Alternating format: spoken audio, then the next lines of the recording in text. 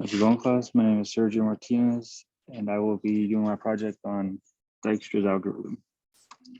So the objective in this presentation is I will be describing what is Dijkstra's algorithm and what its purposes, as well as the logic behind it. I'll also give a walkthrough of the pseudocode with explanations for each step to help understand it.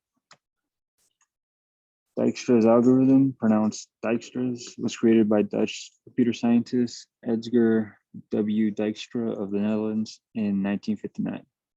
He developed it so it could serve as a demonstration of the capabilities of a new computer called RMAC. It has similarities to an algorithm discovered 2 years prior called Prim's minimal spanning tree algorithm. Purpose. So Dijkstra's algorithm is used to find the shortest length between a source vertex and all other vertices in a given graph. This algorithm will work correctly so long as the weight of all the edges are non-negative. The process. So essentially, Dijkstra's algorithm is a two-step process. And after we begin at the source, this process is 1, move to the next unvisited vertice with the shortest distance from the source.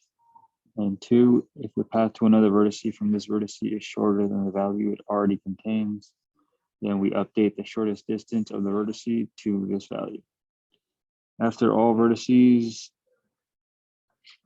connected to this vertice are updated, we repeat this process until every unvisited vertice has been visited. So here we're going to use an example. We will use distance between cities as the example to help visualize this. So in this example, we're going to assume our vertex is Rome right here. And our objective is to find the shortest distance to each city from Rome.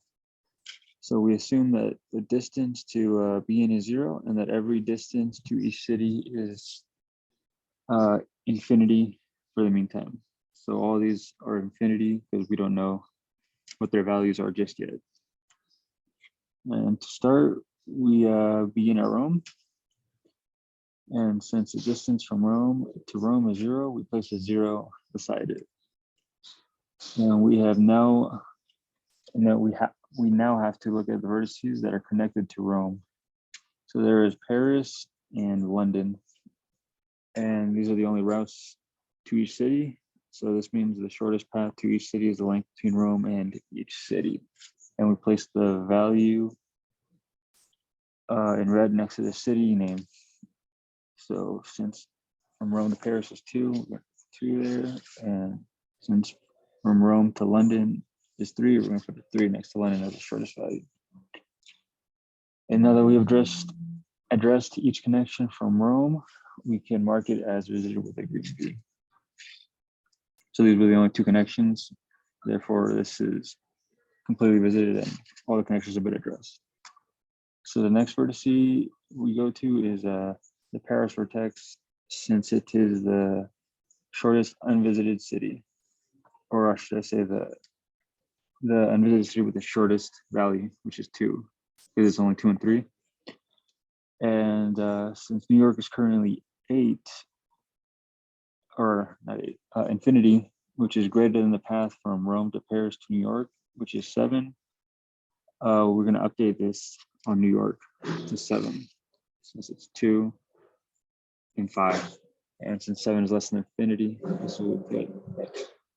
And now we look at Los Angeles and do the same procedure, which gives us 5. And the final connecting vertex is London, which gives us 4, because 2 and 2. But 4 is greater than 3, so we're just going to leave the 3. And now that we addressed each connection from Paris, we can mark that as visited. So the next vertex we're going to look at is London, since again it's the lowest value of the unvisited ones. And for London, we have to visit Los Angeles and Amsterdam. And since Amsterdam doesn't have a value yet, which is infinity, the shortest path would be 3 plus 4, so 7. And then Los Angeles, since we can go from the source to London in 3, and then from London to Los Angeles in 1, that makes the shortest path to Los Angeles a 4, which is less than 5. So we're going to cross out 5 and put a 4. Now that we have visited each connection for London, we can mark it as visited. And our next vertex to visit is Los Angeles because it's the smallest one. And once you do everything, this is the graph you get. As you can see, all the cities have been visited and all the shortest values have been updated. And if we wanted to, we could have also stored the previous cities in a variable to see the route that must be taken to achieve that shortest distance and not just see the value. But in this case, we just care about the minimum distance to each city. So let's see. And this is the pseudocode for Dijkstra's algorithm. Prerequisite is weighted connected simple graph with all positive weights. And we need this because it will not function, as we said before. So this next line looks at each vertex, which in our example was cities. This next line initializes the distance from the source to infinity. So it sets all the distances to infinity as we did. And then this line sets all the vertices to unvisited. And then this while loop keeps looping until every vertex is visited. And this line assigns the vertex with a small value of distance to v. And then this one marks the vertex selected as visited. And this line loops through every edge of the vertex v, which in our case is all the connecting cities. And this final line says it's the distance from vertex v plus the length of the edge from vertex to vertex v to vertex w is less than the distance of vertex w from the source. We then assign this sum to distance of w.